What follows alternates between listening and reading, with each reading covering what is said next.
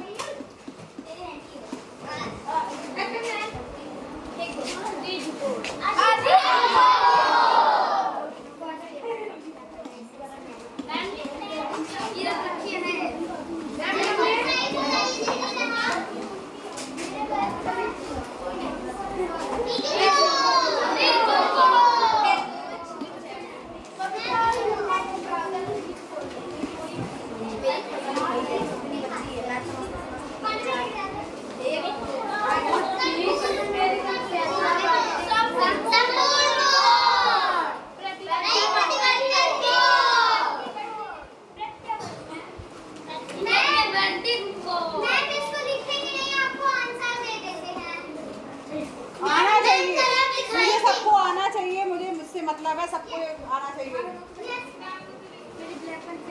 ये कितना है?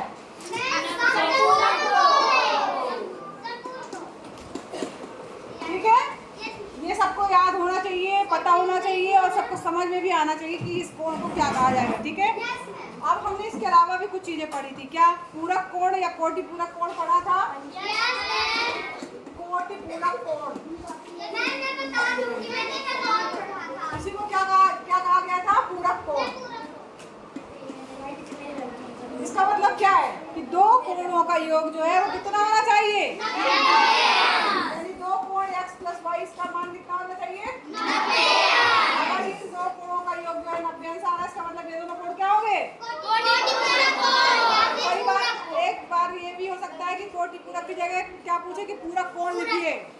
एक अगर दिया है तो दूसरा आप ज्ञात कर सकते हैं, 90 में से घटा देंगे। ठीक है, कल यही पढ़ा था हमने।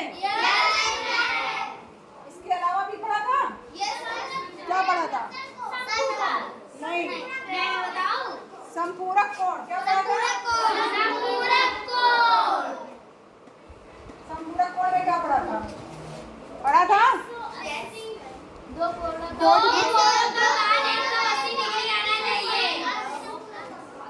इसमें दो कोणों का योग कितना होना चाहिए? 180। ऐसे कौन संपूरक कोण कहलाते हैं अगर उन दोनों कोणों का योग कितना हो? 180 अंश हो। ठीक है, ठीक। अगर मान लीजिए एक कोण का मान 120 है तो दूसरा कोण क्या होगा संपूरक कोण में? 60। ठीक है, 180 में से घटाना है तब वो आपका क्या कहलाएगा? संपूरक कोण निकल जाएगा। अगर एक कोण दिया कोई सा भी, दोनों कोणों का योग कितना होना चाहिए? 180।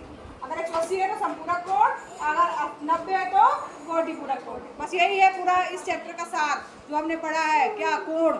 कोण चैप्टर का सार यही है। हाँ, नोट कर लीजिए। हाँ, इतना बड़ा पूरा ये चैप्टर, कोण वाला चैप्टर पूरा इतने में ही आ गया है। इतने में ही आप समझ सकते हैं पूरा। हाँ, नोट कर लीजिए।